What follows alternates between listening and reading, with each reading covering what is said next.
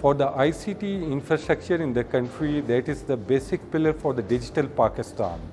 The Ministry of IT and Telecom is taking ample and very progressive steps for the development of the sector and the industry.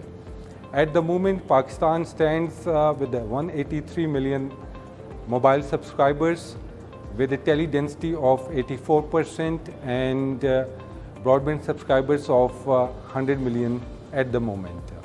There are multiple policy interventions we have already taken, and especially the right of way, the spectrum rolling policy that is already in place.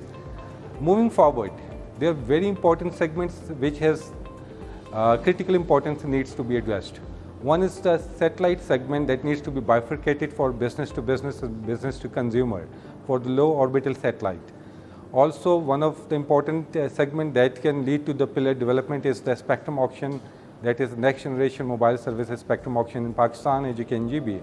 That is very important for us, and it's in process at the moment.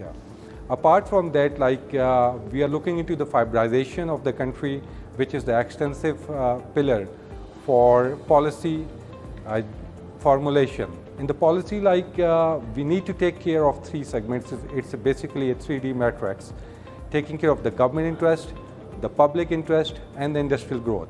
So it's a 3D matrix. Considering that, we have opened the regime for the LDI as well in Pakistan.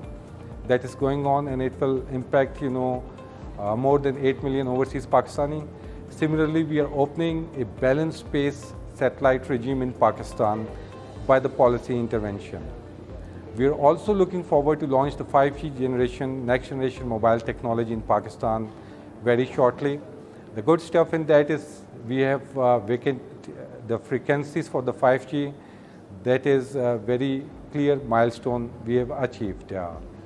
So we are ready to go forward and ready to move ahead. Thank you and thanks a lot.